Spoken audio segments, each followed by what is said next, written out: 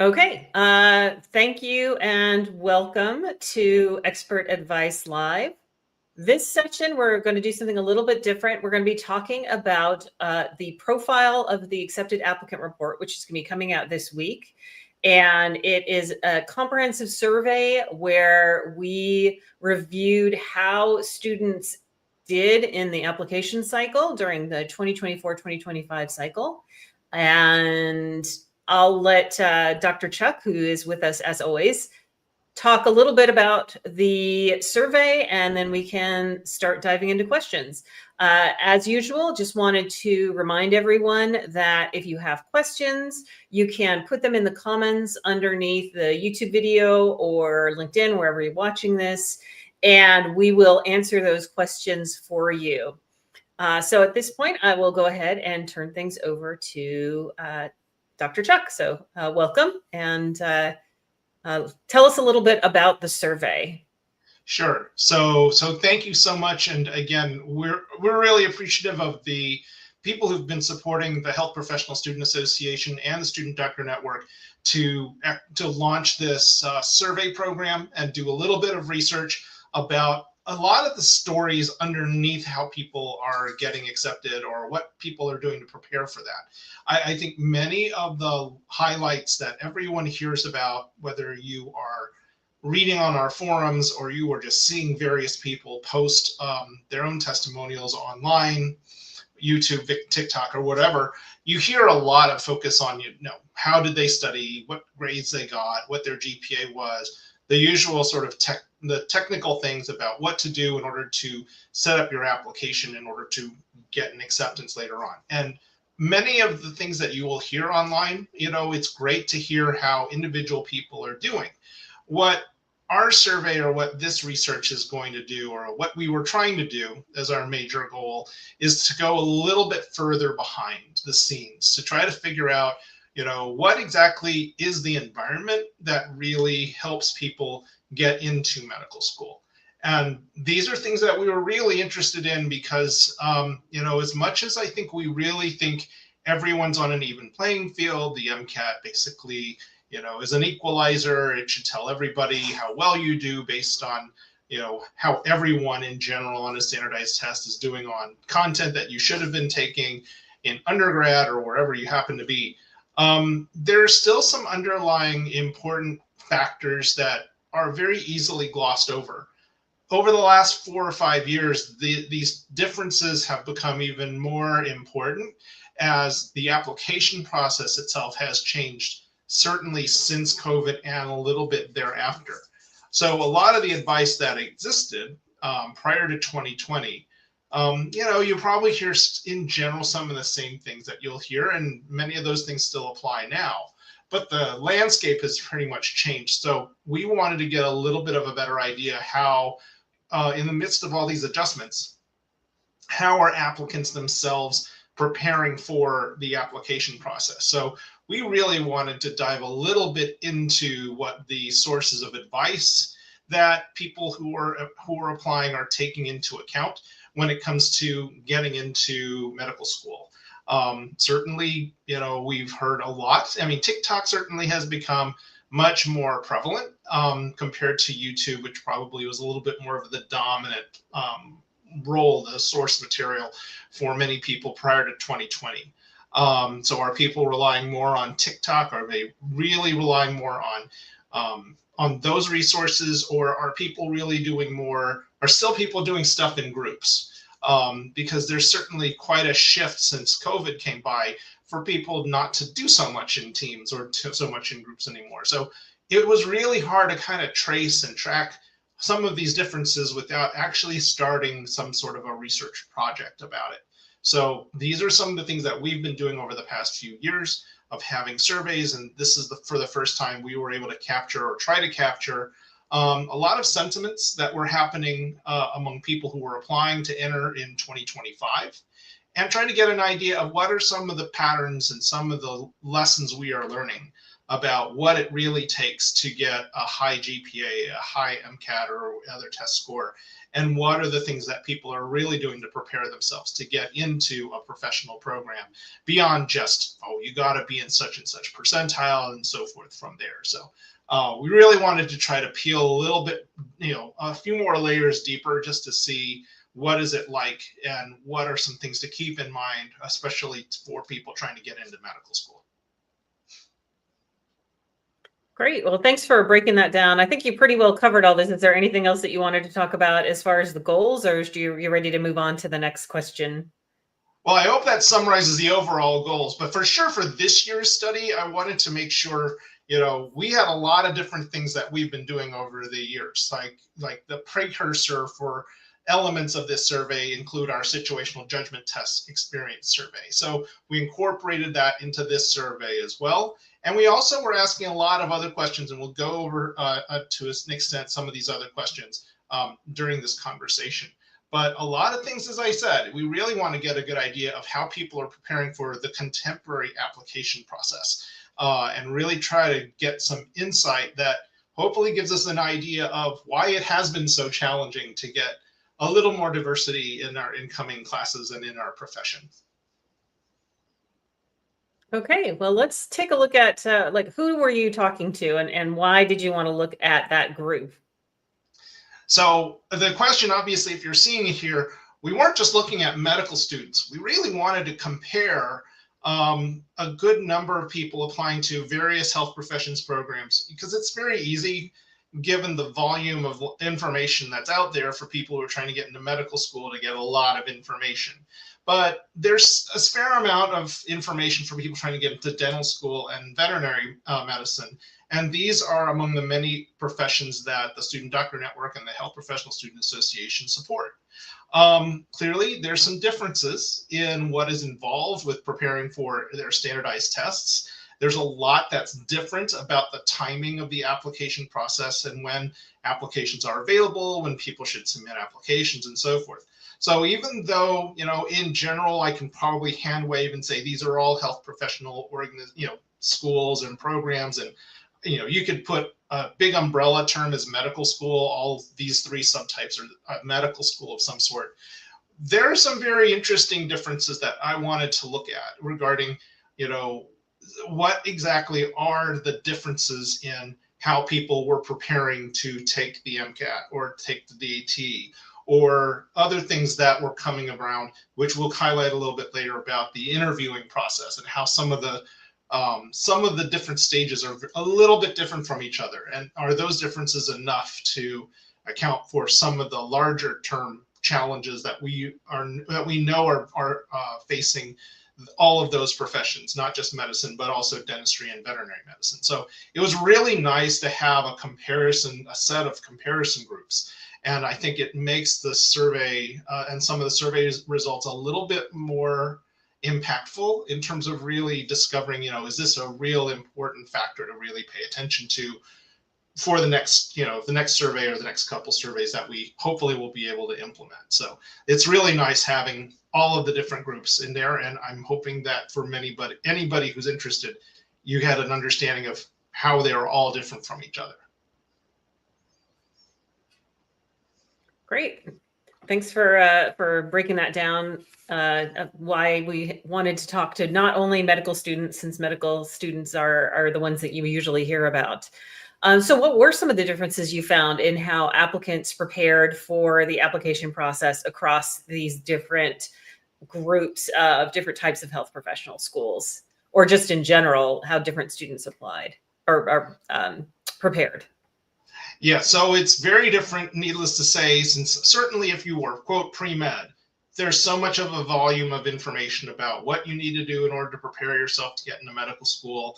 There's a lot of resources really put into communicating to prospective medical students, a lot of pipeline type programs that really try to give people who are interested in medicine a little bit more of an early exposure to their careers, to exposure for other people to help tweak their personal statement or get more shadowing types experiences. So there's a whole lot really invested. I don't want to say societally, but there is a lot invested in pre-meds in terms of their application process and what they need to know. It is so much different in terms of the resource investment compared to people who are trying to apply to veterinary school or to dental school. I think that's one of the big stark differences that you generally see. At the very basic level, first of all, the veterinary schools no longer have an outstanding entrance exam. Most of the vet schools no longer have a GRE. So what used to happen is, yeah, we'd have to have people prepare for the graduate record exam, but that's not really the case anymore. So that cost is very different. People are sort of relieved from having to set aside some time in order for you to prepare for the GRE and your GRE test prep and other stuff that goes into that. The vet students don't have to worry about it, but there are other factors in their application profile they do have to worry about that are very different. DAT, on the other hand, is a little bit different. You will hear a lot of people talk about MCAT prep and that they have to go half-time with their courses or half-time with their employment in order for them to put in enough time to prepare for the MCAT. DAT, you don't have to do that so much. And the fact of the matter is, a lot of students that are applying for DAT, through the DAT, you have many fewer resources when it comes to practice tests, when it comes to a lot of information that really gives you a bit of an idea of how you would do on the exam.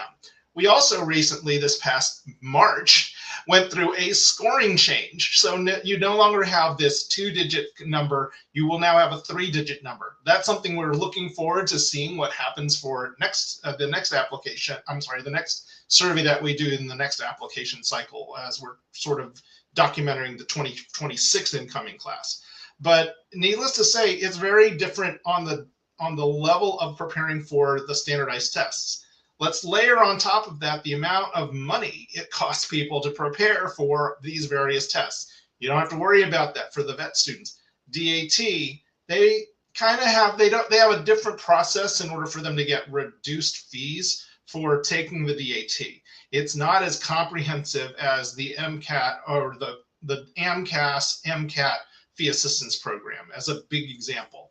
So if you applied to fee assistance program through AMCAS and or the MCAT, there's this whole suite of materials that you get access to as part of that letter that you're part of the FAP. So those differences in terms of resources given are among some of the real important things that we'd like to highlight, and we wanted to see how people were taking advantage of all of those resources. Does it affect how much money people really reserve to prepare for the application process, to take the DAT, to apply to various schools and so forth?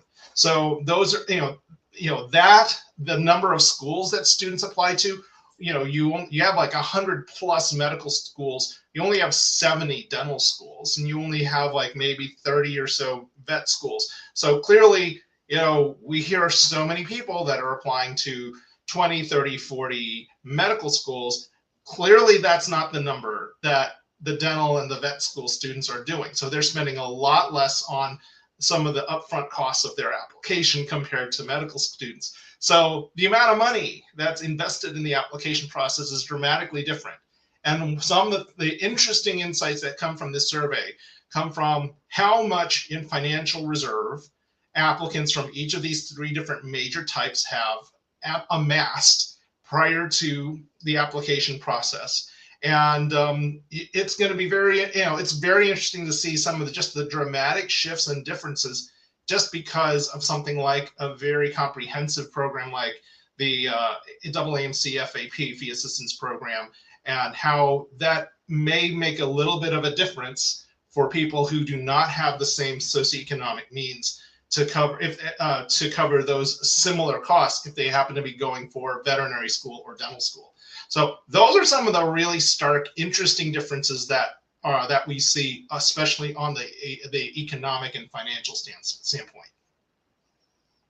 Now, you mentioned that the financial assistance program, which is the one offered by the AAMC, is much more comprehensive than the programs available for some of the other schools, but that's also because there are fewer costs associated with potentially applying to dental or veterinary school versus medical school.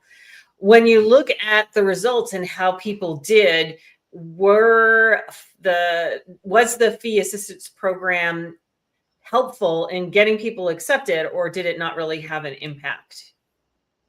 So, and I will admit, we would love to have more people who took advantage of or received fee assistance from the fee assistance program to take part in our subsequent surveys. The ones who did respond, who did take advantage of the fee assistance program, it did help a little bit with the financial costs that they had for the application process. But our surveys suggest that the FAP does not give those students any advantage whatsoever when it comes to admissions decisions, which it's probably fair to say that the admissions teams and the admissions committees don't know if you're on a fee assistance program when it comes to reviewing your file. The staff members may know if you have a fee assistance letter, because then they can waive your supplemental fee or anything else like that. So the only people who really would know would be the staff members, and that's information that could be prejudicial to any sort of application, to any sort of decision. So usually that information is withheld from the rest of the admissions committee.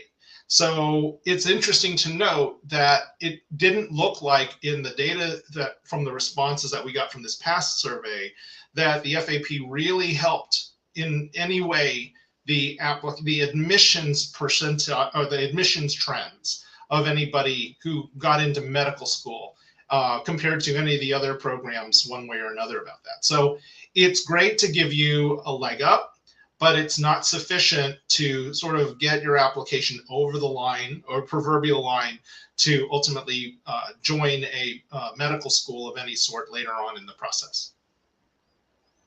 So it sounds like it helps you in terms of being able to complete the process, but not necessarily have the outcome that you want from the process. Right. And at least that's based on the small numbers that we have.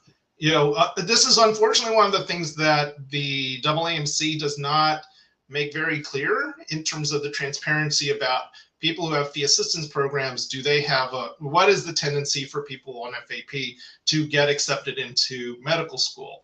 And this is an important question because the fee assistance program, for those of you who are on it, you're only on it for a limited period of time. You can only use it for a certain, I think at least like one specific cycle for your MCAT.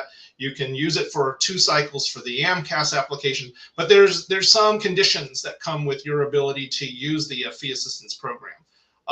And so I have not seen, and maybe there is data out there, and I have not come across it, which clearly shows, how the fee assistance program really does help schools with their, diversification of their class to get more low income, low socioeconomic status students into their programs or something like that.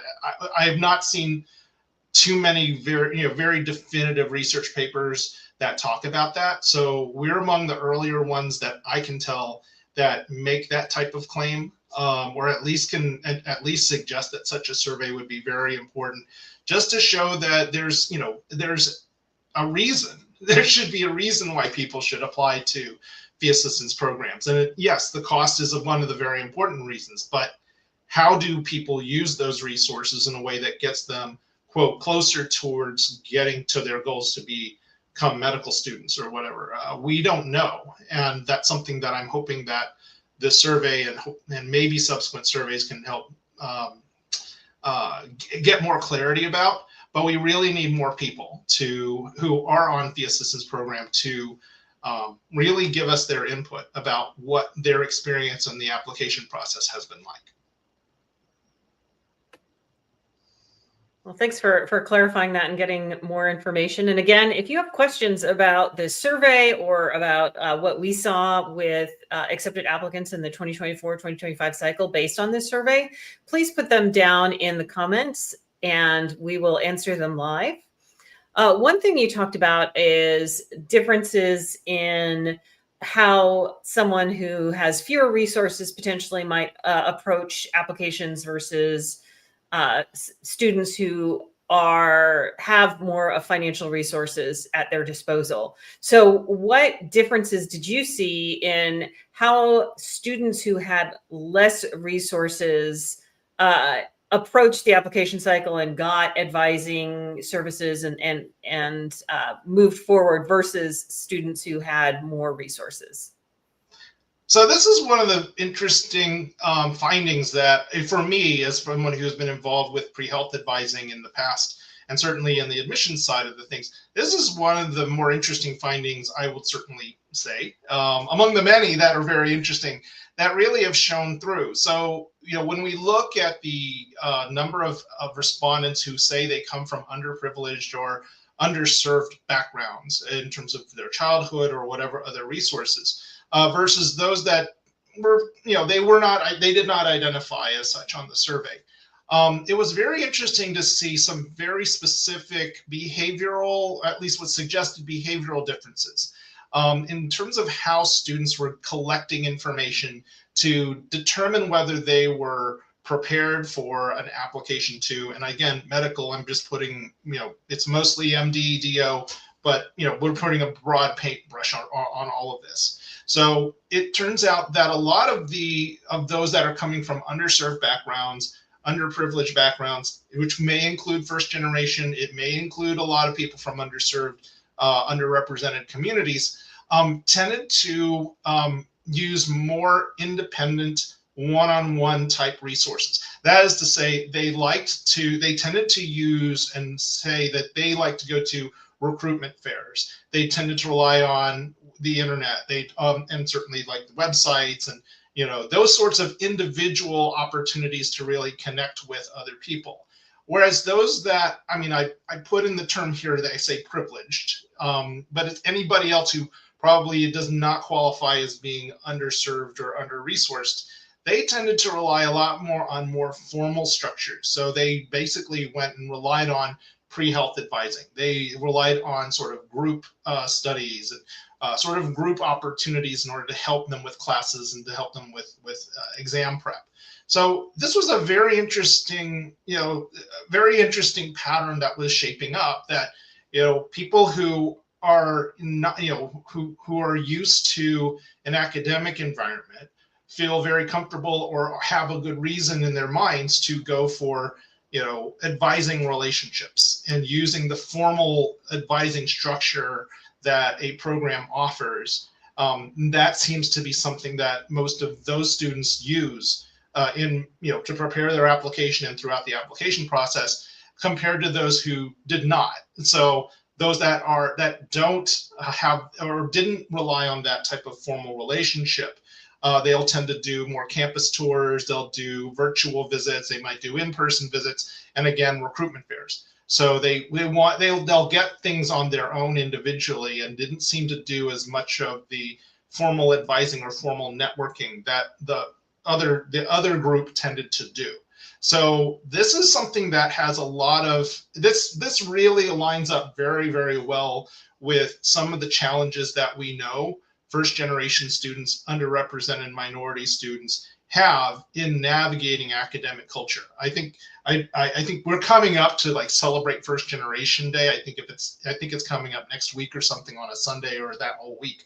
A lot of the challenges come from the fact that people who are under-resourced or may not be used to an academic environment need a little bit more help becoming more comfortable navigating the formal structures that exist there. And so it was pleasantly surprising to see that type of behavior being, at least it sort of being suggested in a lot of the research, in a lot of the response data that we were getting from this survey. So it has a lot of insight for many people that we see coming online, and they are very frustrated with not doing so well in classes, not doing so well on their entrance exams. And you have to kind of wonder why. I don't know. We don't know on the forums. But is it that navigation process that's making a difference and in the readout of all your metrics and your overall preparation for a health professional program?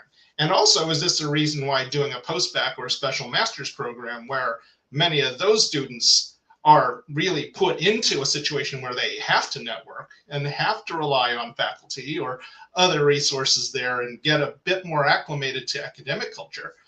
Is that the reasons why people who go through a post-bac do a little bit better?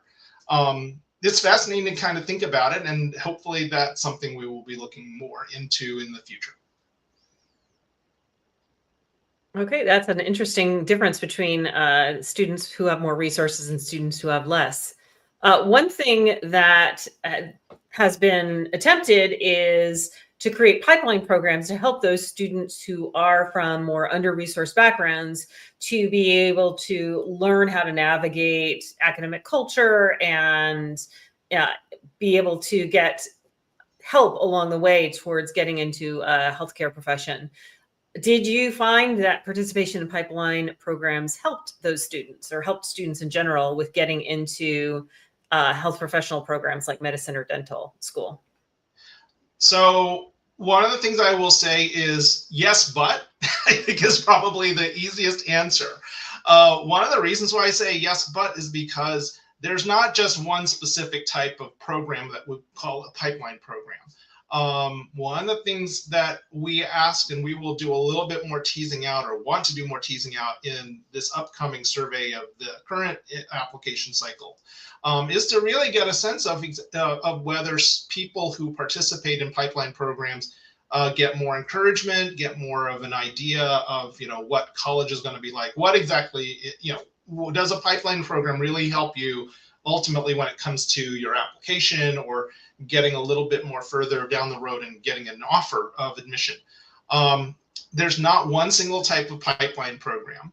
And a lot of people can argue, whether something is a pipeline program or not. We didn't want to go into all of the definition debate.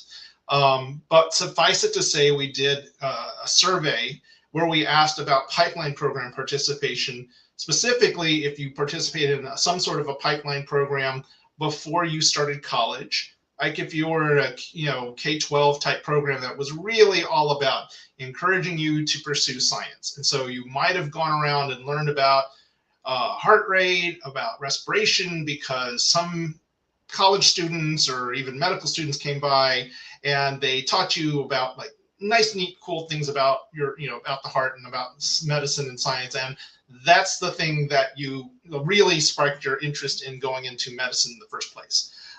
So that happens for, again, all the way up through 12th grade in most cases. There's also a set of pipeline programs that exist for people who are currently in college. And these are opportunities where, we get you to understand, I think, what it's like to be a student in medical school, to get a good understanding of the career path of being a doctor under those circumstances through shadowing and so forth. So, what I basically found is that there seems to be an interesting clustering in our response group of people that were part of pre-college pipeline programs versus those that are in programs that are really targeting college students. One of the things that really came out from there was that it seemed to be that your participation in pre-college programs was more likely to help you get accepted into medical school than if you participated once you're in college. And part of it, that just seems kind of weird, right? Because it's like, maybe when you're in college, you get to have much more direct interaction with people to talk about preparing for the MCAT or the DAT, or the shadowing opportunities. You have probably a little bit better access because you're older and you're in college compared to when you're a fifth grader or sixth grader. You're not going to go run into the hospital that often, at least certainly not for the most part.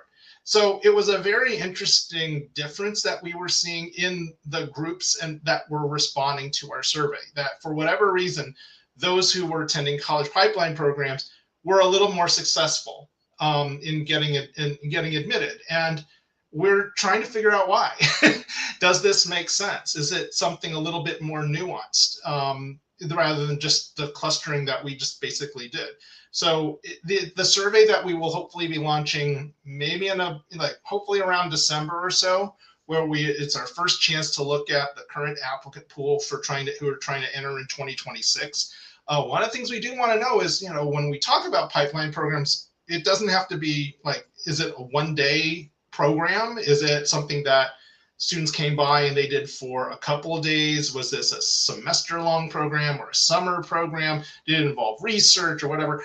it's hard to really gauge that without going very, very deep and asking a ton of questions, and we might not get a lot of people who respond to it. So I'm kind of stuck with trying to figure out how we would best approach this, but it is important to figure out, your participation, your enthusiasm to be in, before you start college might have helped given you a little bit of insight of what college life would be about. Maybe it's just that networking of really getting you excited to learn about what, college, what you should be expecting of yourself for college, taking hard, AP, IB type classes in high school and so you could do a little bit better in your undergraduate classes, especially the large, prerequisite classes. We're not sure. There's a number of different hypotheses that we would need to test, but that was one of the patterns that really was coming through. We would love to have many, many more people who are involved in all the variety of different pipeline programs, give us a little bit more clarity whether this is something that's a true pattern or it's something that is very much, very program specific, which, muddies up any sort of generic analysis. So it's interesting just to note that. And it's not to say, I'm trying not to say that, if you were part of a pipeline program and you already started undergrad, that it's a complete waste of time. I don't believe that. But there's something that is very different about how we prepare pipeline program students for college versus how we're preparing pipeline program participants for professional school. And we need to figure out why it's that different, and how admissions committees are really trying to interpret that difference. That is really fascinating. Yeah, and well, hopefully, if anybody's watching this and is going to be applying in the next cycle, we would invite you. We're going to be doing the survey, as Emil mentioned, in December, and hopefully we'll be able to find out your experiences and learn more about how the application process continues to change over time. Again, I wanted to reiterate to everyone, if you have questions, please put them in the comments for wherever you're watching. So if that's on LinkedIn or Facebook, or rather LinkedIn or YouTube, please go ahead and put your questions in there. Let's shift gears a little bit and talk a little bit about situational judgment tests, because I know that's always a hot topic. They've really become much more common over the past 5 or 10 years coming into the application process. So how often did various groups, so different types of students or students pursuing different types of schools, encounter recorded interviews, like pre-screening type recorded interviews, or situational judgment tests? So from our survey, again, it appears that a majority of people who responded to our survey applied to their various professional programs, their medical schools. And again, among the entire group, about a little bit over half, a majority of the respondents said that they encountered some sort of a screening process through a recorded video interview or a recorded interview or a situational judgment test. So, this was not the case prior to 2020. And this was something that was already planned and in the books for the individuals who are developing the preview exam, that 2020, 2021 was going to be like a launch year. They were doing a lot of beta testing and pilot testing prior to it. But certainly since then, it's also definitely caught on for the vet schools, the dental schools, PA programs. A lot of the other health professions programs really got on the train to do some sort of a situational judgment test or a recorded video interview. So it's even kind of possible that maybe the number that we say it's majority is maybe slightly underrepresenting, but that's because still most medical schools are still holding back a little bit before they start, quote, requiring people or their applicants to go through one or the other. But it is a growing trend. Certainly we can see anecdotally how many more schools, even though they may not do preview or they may not do Casper, many other ones are doing some sort of a recorded video interview, a phone screen, or whatever other sort of intermediate, I will call interview audition phase. That's becoming a little bit more prominent in the application process. So it's a fair warning to everybody to say, I don't know how useful a strategy it is to totally avoid any of these additional assessments. Chances are you're going to wind up hitting one. and it's more likely than not. So this is, how often. It seems to be fairly often, at least once for everybody who's responded. We've had a lot of people who still in our response group generally tended to take Casper exams more frequently than they do preview exams.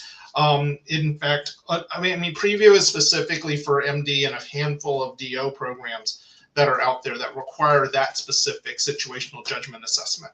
But our survey respondents definitely said if you wound up taking preview, in all likelihood, you also had taken Casper. So that's something that I don't know anyone really has communicated very well about, how often you're going to be encountering it and how you prepare. So it's very important to basically now just presume that at some point you're going to hit one of these for at least one of the schools that's going to be on your list.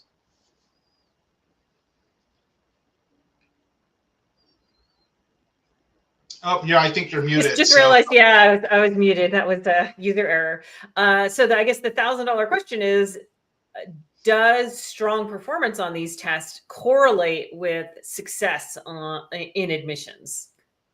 So I'm sad to say it's not conclusive to say that a higher score in one of these situational judgment tests gets you closer to that so-called automatic acceptance. I don't believe it'll ever get you an automatic acceptance. But furthermore, the data obviously are as imperfect as you can imagine. I mean, for Casper, you only know you're the quartile of your score. You don't actually know what the score is that the admissions team actually sees, which is much more of a different statistical measure. Preview, of course, is preview. And everyone knows what the scaled score is that you get and what the percentile is.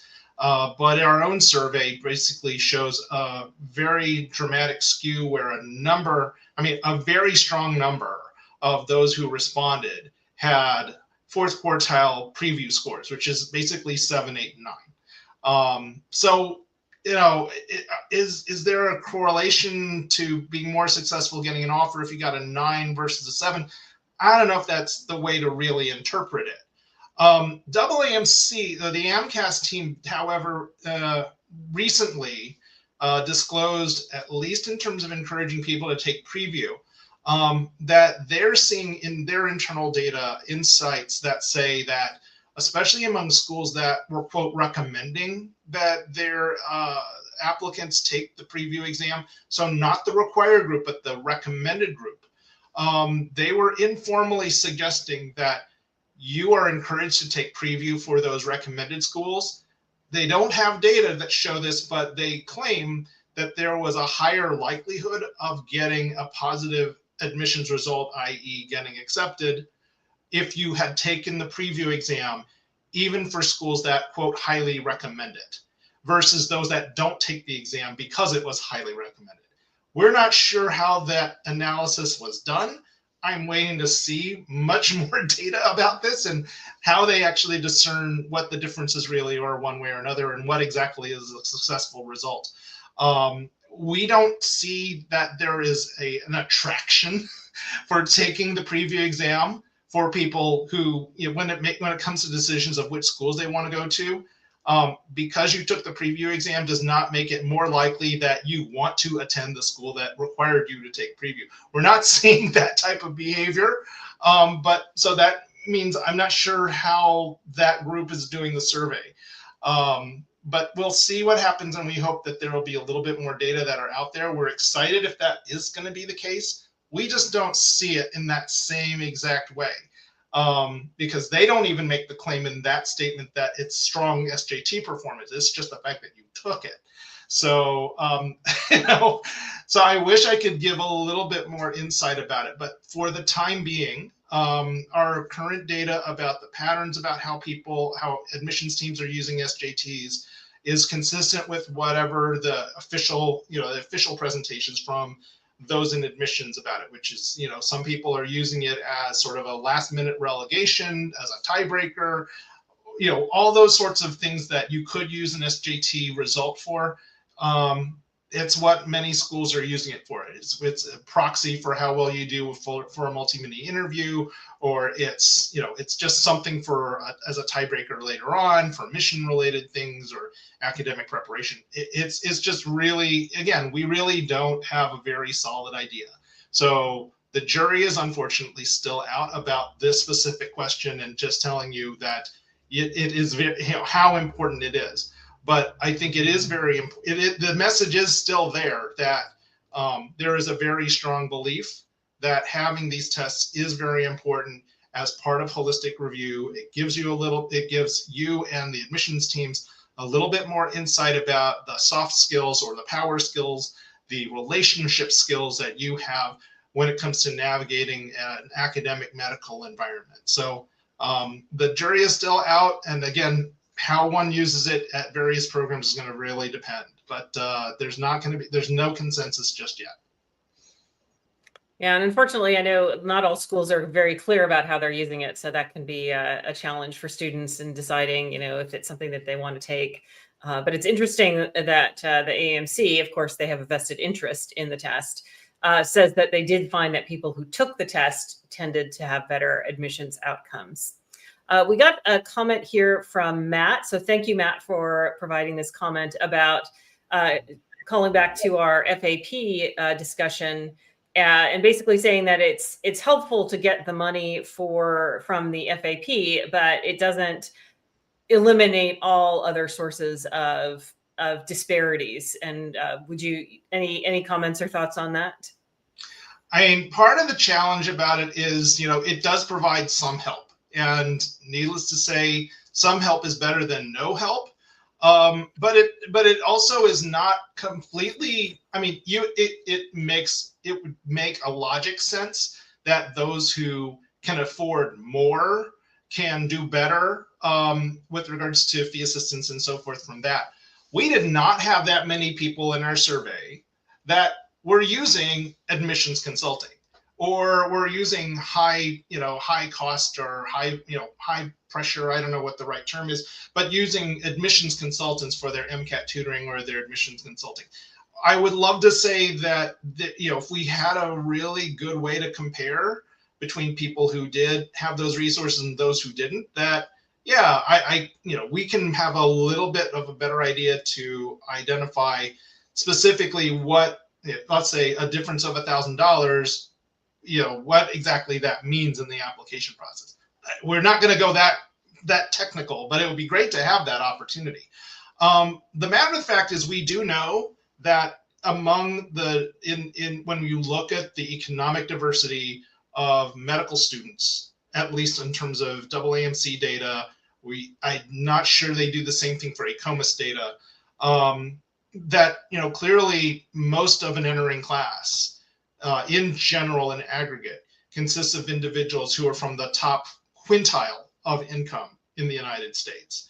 And I'm sure that to some extent that's even greater for people in dental who are in dental school, and to some extent very similar for people who are in veterinary medicine, although it's probably a little bit different in terms of veterinary medicine. But clearly, if you were to be a vet, access to like large farm animals, exotic animals, a lot of these other classifications of animal experiences that you have to have, access is very important there too. And how much one's income relates to those would be a little bit of it. That's not a study that I think I've seen a VMC do, but you could probably presume there is some sort of a relationship there.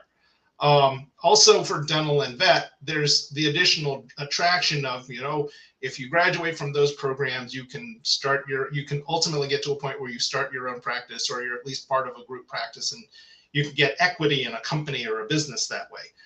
So it's a little bit of a different financial return on investment in that sense, but we'll have to see about that. But I agree with Matt that at least on face value, it doesn't completely compare.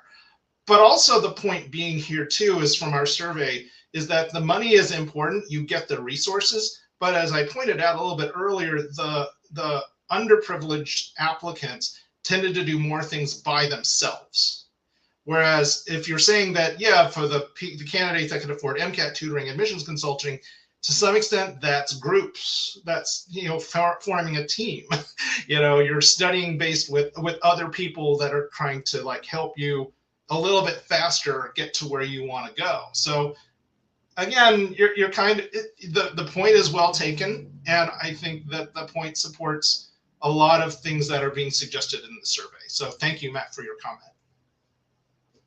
Yeah, thank you. And if anyone else has comments or questions that they'd like to have answered, please feel free to drop those in the comments section, and we will be happy to address them here on our live stream. So let's change gears now to AI. So how did applicants use AI in their applications? So we have been trying to study that ever since obviously AI sort of made its abrupt entrance into higher education and all of the chaos that has ensued related to that. It's now been a couple of years, and I'm fairly sure, and again, a lot of other higher ed journalists are out there, are pretty confident that the people who are applying, especially this year, to medical schools are much more comfortable, more native, as it were, quote unquote, to what AI's power actually is in the application process. So the report is going to be a little bit of a year lag, comparatively speaking. A lot of the policies that were in place regarding AI were very much the prohibitive type. It's like, you should not use AI for this, this, and this. It's for this cycle, the AAMC, the AMCAS team, modified its statement regarding proper use of AI. Some of the other application services for many of the other programs have not changed theirs. So, be careful if you're applying to things like FarmCast and they say you have to sign an attestation in your FarmCast application that you did not at all use AI in your personal statements or any other part of your application. This would likely include, even something for grammar check and spell check or whatever else like that.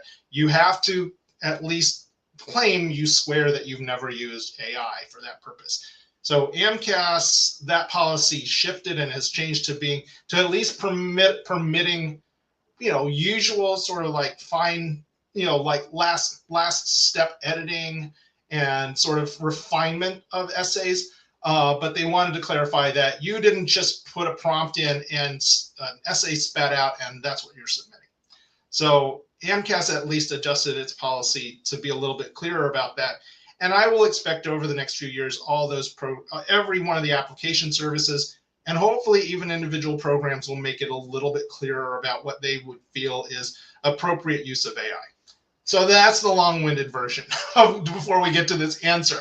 So we've been doing surveys about how applicants were using AI, both in an academic standpoint, in their academic environments, in classrooms, in doing papers or whatever else, versus how they were using it in the application process. And basically, and part of this can be very much, sampling bias. The fact that we're surveying you means that there is always a likelihood that the responses reflect some sort of ethical position that everyone feels sounds good or is appropriate, but it may not necessarily reflect one's true position on the situation with AI. So that being said, the responses that we did get seem to suggest that a lot of applicants that were coming into medical schools this year, expressed a lot of skepticism for how AI could really help applicants. They weren't really sure about it, but most of them pretty much felt that if you did use AI, it gave applicants an advantage, specifically a positive advantage in the process. They didn't feel that the application process, for whatever reason, made things more unfair. So I think there's an optimism about how people are using AI. I think as more people are accepting, the fact that, you need to understand AI is not going to should not be doing your homework for you. As more information comes out about people who over-rely using AI rather than actual real thinking, that's not a good sign. There's so much that I don't know if I completely believe that's been placed on social media, where people are talking about confidential HR surveys of various companies that show that college graduates that got hired and basically really leaned heavily into using AI for their job applications, found, it turned out that many of them got fired within the first 3 to 6 months of their job because they couldn't actually do the work. I don't know if that's a real set of internal surveys or not that are out there, but I think there's that fear that's going around that, if you're always asking Siri or ChatGPT or all of these other things to do things for you, that when you have to really do the work and you're under the gun, you can't do it without having to rely on those other sources. It doesn't help you. So I think the word on the street is that, I think there's optimism. I don't know. I certainly will presume that as the technology gets a little bit, quote unquote, better, you're probably seeing it online already. You have a lot of these, not just AI generators, language models that are out there, but now you have AI agents on top of it that are going to try to, quote unquote, make your language use more human.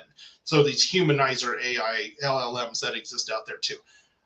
It's such a cat and mouse game. It's going to be really hard, but I think it's safe to say that anyone on the admissions team side of things, certainly on the undergrad side for sure, we're just going to presume that most people are going to use AI, and therefore a lot of these other independent assessments, including on-site essays or on-site interviews or whatever else have you, where you can't rely on your LLM, your AI bot or your agent to answer questions. That's probably going to start gaining a lot more weight, and that's why I'm really interested in how the SJT story and the recorded video interview story, is that going to be more adopted or less adopted over the next 5 years? That's where this AI bit will come into play.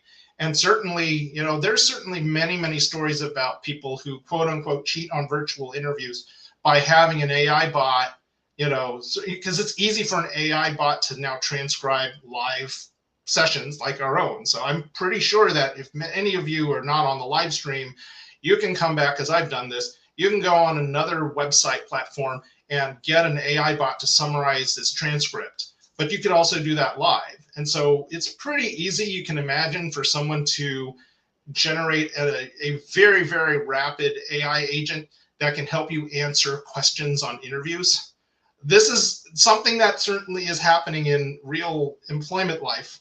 And so if it happens in interviewing for med school, law school, or whatever, it's certainly conceivable.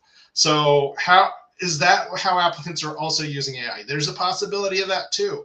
We're not going to be able to know until much later on, or if people who respond to our surveys become a little bit more open about how they really are using it. So I think everyone still wants to wear the white hat until then.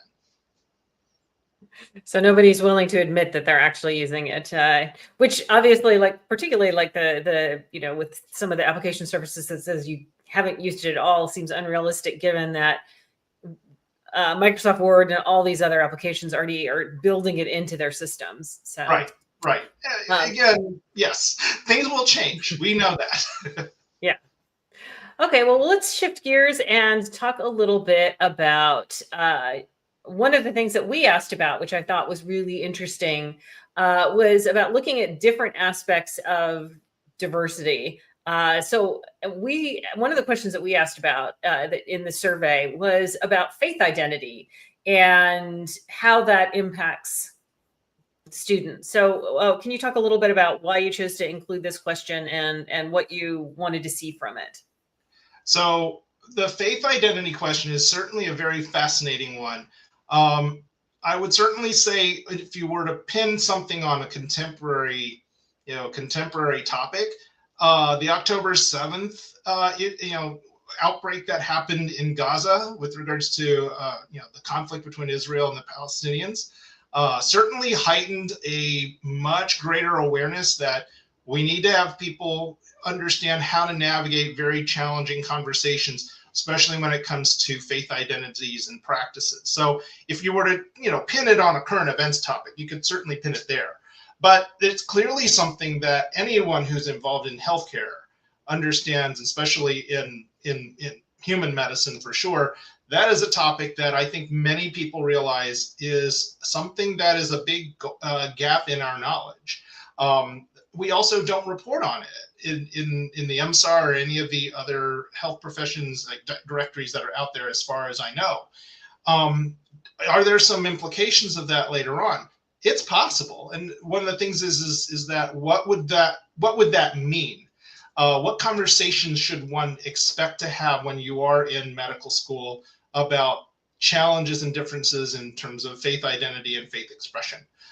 This is something that falls under the umbrella of cultural competency, cultural humility, cultural awareness, but it certainly has a lot of implications for people who are working with patients, especially those near end of life scenarios where now you're going to have to talk about these situations and how do you how is the body viewed and be prepared and everything else like that. So I think many people understand that one's personal faith beliefs is really important, and for physicians or anybody in healthcare, having an awareness to be adaptable, flexible, and understanding of those types of practices makes you much better, much more trusted healthcare provider.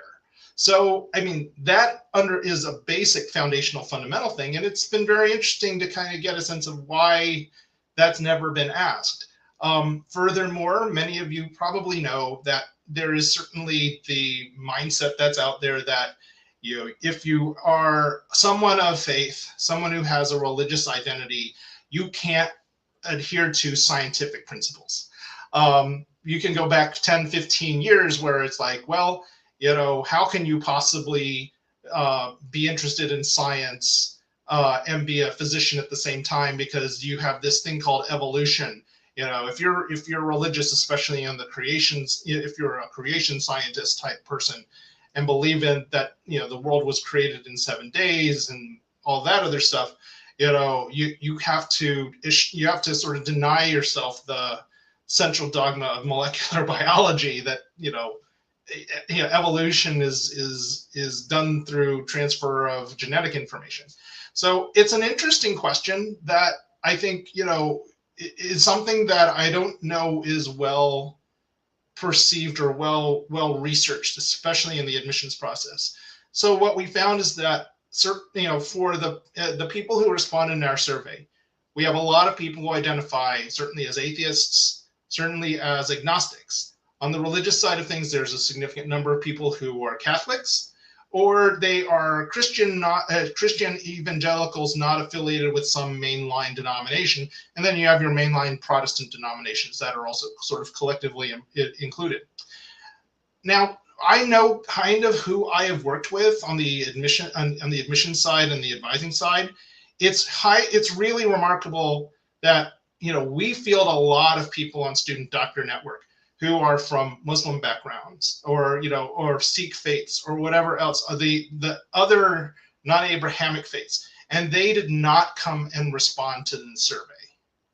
That's interesting because we have a lot of people who come on Student Doctor Network who are concerned about that. You're North African, you came from the Middle East. Would you be welcome and at these various schools that are on your school list? And I think it's a very important facet to really address, because you really don't want to go to a school where the patients are going to not trust you or rather insult you because of a faith practice that you probably have or may appear to be adhering to.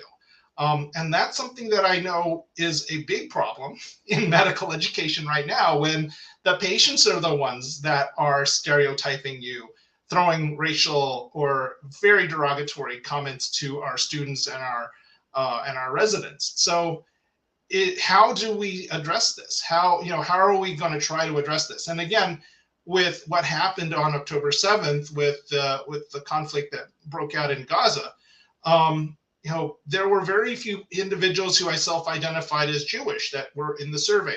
Now, that could also be a little bit because of current events, because when that happened, a lot of people didn't want to talk about themselves or identify themselves as Jewish. Same thing that when September 11th came around back in 2001, for many, many years, a lot of people who were Muslim really tried to downplay that and did not want to self-identify as that.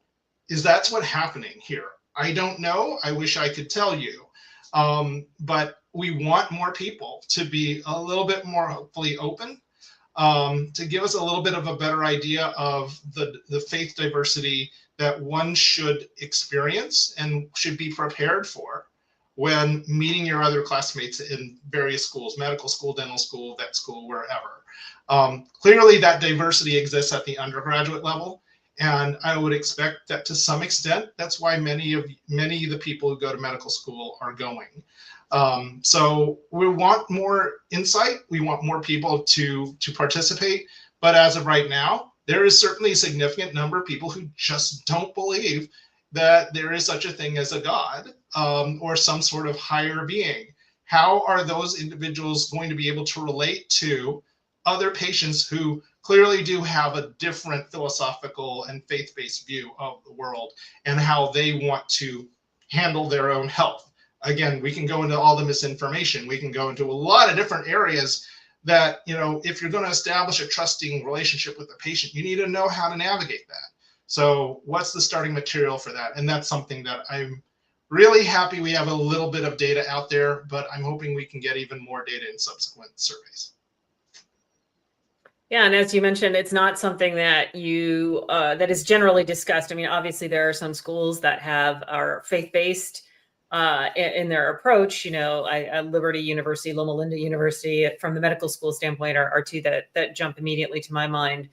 But it's not something that's often talked about, and it's a big part of, you know, some patients. It's a big part of their lives, and you know, how do you handle a situation where someone asks you to pray with them over a patient if that is not part of your faith tradition? And so I think I'm really excited that we're starting to kind of take a look at that and look at that also from the viewpoint of how that makes a medical school class that better reflects the makeup of the United States, because there is so much of the United States, and a big percentage of it, you know, there's a big chunk that's atheist, but there's also a big chunk that are you know, have faith traditions and are doing you know, participating in religious activities. And so I think I'm looking forward to seeing more from that. So I think we're getting close to wanting to try and wrap things up. So what impact do you see these findings having on the admissions process, and do you hope they'll have on the admissions process? Well, so for our part, for the Health Professional Student Association, a lot of this information has really helped guide us further along with the ways that we can support current applicants or people who are prospective applicants to the health professions programs. So we obviously are, you know, in the next coming months, for sure, we are also going to start promoting our second cohort for the SDN scholarships, which is a significant amount that we hope will help individuals at least attend to some of the big costs of applying to various programs, whether it's medical school, dental school, or vet school, or wherever else. So we will have a call for that, and we hope that anybody who, you know, gets a chance and is interested in it gets a chance to look at the reasons why we are offering this scholarship, and if you are eligible, really pursue that as an opportunity, because we really want to make sure that we help people achieve their dreams to be the servant leaders and healers in their own communities. That's the goal of what HPSA has been formed, and we want to help facilitate that. A lot of the other findings, of course, too, it also justifies so many things about, you know, when applications should be submitted and what is everybody's tendencies of submitting applications, when do you hear back, all those other things in a much more of a timeline type scale. We also have a little bit of insight in. So, you know, we want to make sure that people who are planning their applications really get a good idea of the things they could do ahead of time, especially when it comes to networking with various schools, getting the background that you need about what a specific school offers one way or another that makes it more possible for you to align yourself with their mission or see yourself as being a great recipient of the type of training and the resources they wind up giving you as a student there. So there's a lot of things that really have been very instructive for us. Now, for the overall admissions process, I think it really gives us a little bit of insight of the barriers that prevent further diversification of the health professions fields. Knowing that there is such a difference in the investment in some of the resources, especially for lower socioeconomic status applicants for medical school versus the other programs, says a lot about why some of these diversification problems on the socioeconomic level still persist so greatly in veterinary medicine and dental medicine. Versus and why is it in medical school, even though we have those same problems, why are there some improvements that are happening there in general, but you don't see those improvements in the other health professions fields? So I think this is an argument that we really are trying to portray to all of the professions about, if you're worried about diversifying your future profession, to what level are you willing to invest in applicants to help them along the process? And it's not just going to be about money. It's also going to be about the resources, the connections, the networking. I think that if that is a message that's being consistent over this survey and maybe a couple of other future surveys, that is powerful. And I think that's a way to help all of us who've been involved in the admissions and education and student retention processes try to get an idea of what we really can do to really get closer to the ideal workforce that we really are trying to get to. Great. Well, thank you very much for taking so much time and going into so much detail. If you're interested in reading more about the results of this survey, we will be putting the link to that once it's released on Tuesday. It's Sunday today when we're recording this. So you'll be able to click on that, check it out. It's extraordinarily detailed, lots and lots of really interesting and good data. So you can take a look at that and find out more. Any other final thoughts that you want to share, or just and I know we're going to be looking next year a lot at some of the changes to student aid and loan repayment. So we have that to look forward to for next year. Anything else? I mean, that really is going to be the big question for this upcoming cycle. I mean, what are you being told regarding student aid, loan repayment, whether it's medicine, dentistry, vet, all of these things? There's so much that's in flux, and there's so many things that could make a real big difference in why people who started the application process might have some second thoughts or may change some of their priorities when it comes to picking the schools that they want to attend.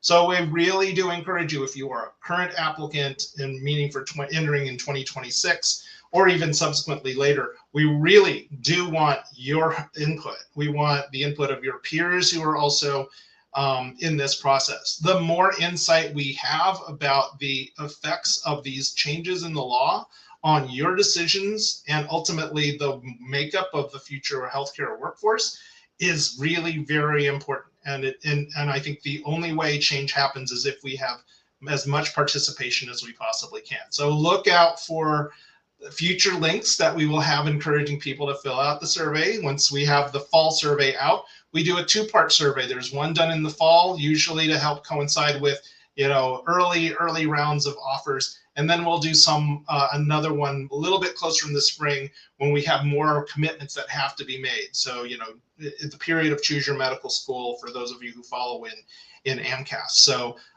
we've designed it this way because it's just really hard to put all the questions that we want in there at once. It is an extensive survey. And so, it's not something that's just going to be a quick 3 minutes. It's going to take a lot of time for both of these surveys. And so I'm sorry, we wish we could make it shorter. But I think you probably will understand and appreciate the level of depth that we are trying to go into to really help you and people after you in this whole process. Great. Well, thank you so much again, Dr. Chuck, for taking the time to go through this in such detail. And we look forward to sharing the survey with you and getting additional feedback for future surveys. So have a good rest of your day, and you can look for future Expert Advice Live sessions coming up soon. Thanks for being with us this year.